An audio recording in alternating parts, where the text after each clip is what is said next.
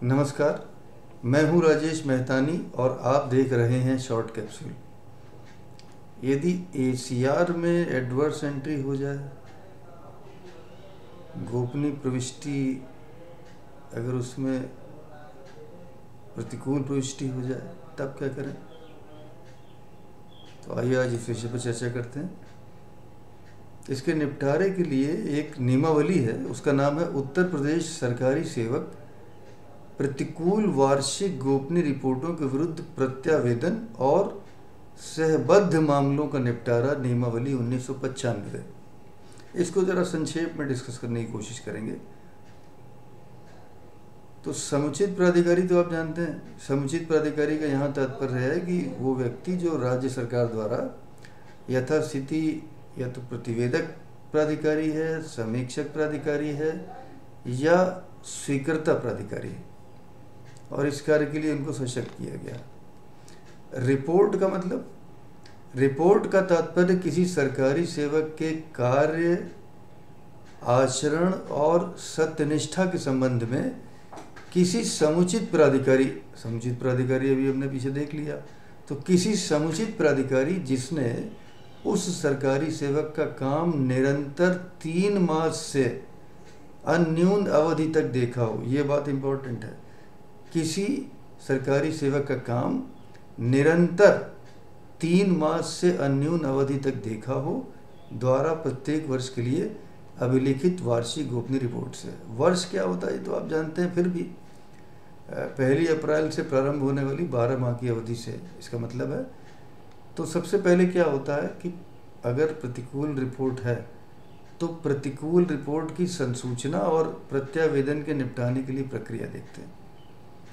तो जहाँ किसी सरकारी सेवक के संबंध में रिपोर्ट पूर्णतः या अंशतः प्रतिकूल या आलोचनात्मक है, तो संबंधित सरकारी सेवक को स्वीकर्ता प्राधिकारी द्वारा या किसी अधिकारी द्वारा जो प्रतिवेदक प्राधिकारी से निम्न पंक्ति का ना हो और स्वीकर्ता प्राधिकारी द्वारा इस निमित्त नाम निर्दिष्ट हो, तो वो रिपोर्ट को अभिलिखित किए जाने के दिनांक से 45 दिन की अवधि के भीतर संपूर्ण रिपोर्ट लिखित रूप से संसूचित करेंगे और इस आशय का एक प्रमाण पत्र रिपोर्ट में अभिलिखित करेंगे। अब सरकारी कर्मचारी या सरकारी सेवक प्रतिकूल रिपोर्ट की संसूचना के दिनांक से 45 दिन की अवधि के भीतर इस प्रकार संसूचित प्रतिकूल रिपोर्ट के विरुद्ध प्रत्यावेदन लिखित में सीधे और उचित माध्यम से, ये दोनों हैं, सीधे और उचित माध्यम से स्वीकृता प्राधिकारी से एक पंक्ति ऊपर के प्राधिकारी को, जिसे आगे सक्षम प्राधिकारी भी हम कहेंगे, और यदि कोई सक्षम प्राधिकारी ना हो तो स्वीकृता प्राधिकारी को ही कर सकते हैं, वही मान लीजिए टॉप मोस्ट है। परंतु यदि यथास्थिति सक्षम प्राधिकारी या स्वीकर्ता प्राधिकारी को यह समाधान हो जाए कि सरकारी सेवक के पास उक्त अवधि के भीतर प्रत्यावेदन प्रस्तुत न कर सकने के पर्याप्त कारण हैं, तो वो ऐसे प्रत्यावेदन की प्रस्तुति के 45 दिन की अग्रतर अवधि की अनुमति भी दे सकते हैं। अगर रीजनेबल रीजंस हैं, अगर बताए जाते हैं, तो वो आगे की भी अनुमति दे सकते हैं।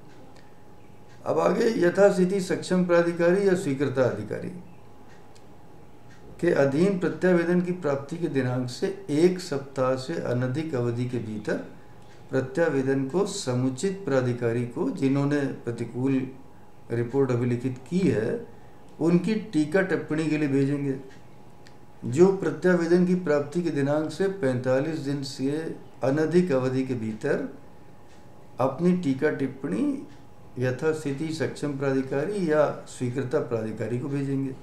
अब यहाँ एक प्रतिबंध है।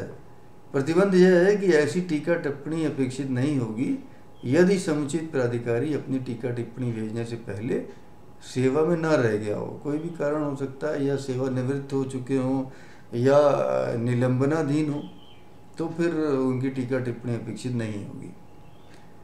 अब यथास्थिति सक्षम प्राधिकारी या स्वीकृता प्राधिकारी जो पीछे हमने विनिर्दिष्ट 45 दिन कहे थे, तो 45 दिन की समाप्ति के दिनांक से 120 दिन की अवधि के भीतर समुचित प्राधिकारी की टीका टिप्पणी के साथ प्रत्यावेदन पर विचार करेंगे, और यदि कोई टीका टिप्पणी प्राप्त न हुई हो तो फिर टीका टिप्पणी की प्रतीक्षा किए बिना, अब 2-3 चीज़ें हो सकती हैं, या तो प्रत्यावेदन को निरस्त करते हुए या प्रतिकूल रिपोर्ट को पूर्णतः या अंशतः, जैसा वो उचित समझें, निकालते हुए सकारण आदेश पारित करेंगे, जिसको स्पीकिंग ऑर्डर भी कहते हैं।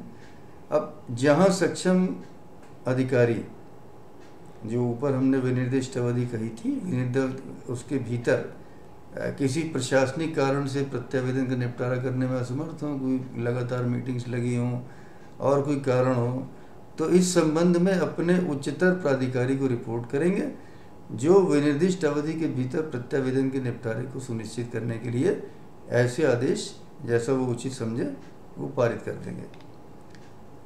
अब जो पारित आदेश है वो संबंधित सरकारी सेवक को लिखित रूप में संसूचित किया जाएगा।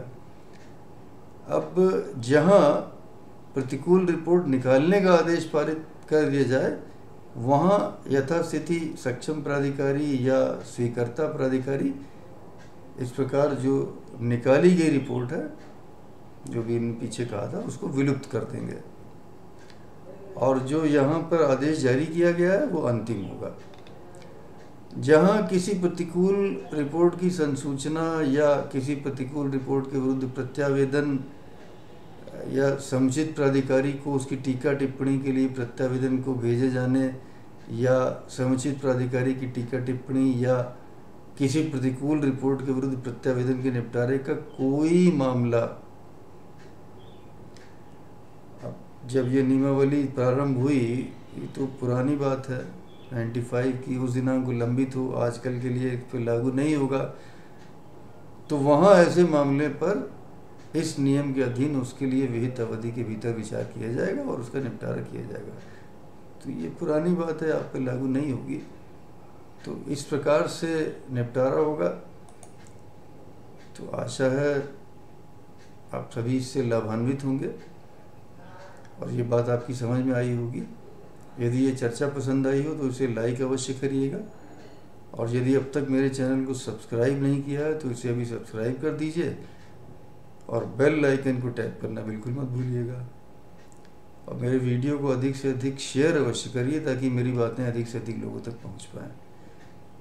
आपने मेरी वीडियो अंत तक देखा, इसके लिए आपका आभार। बहुत जल्द एक नए वीडियो में एक नए विषय पर चर्चा के लिए हम उपस्थित होंगे। तब तक के लिए आपसे अनुमति चाहेंगे। नमस्कार।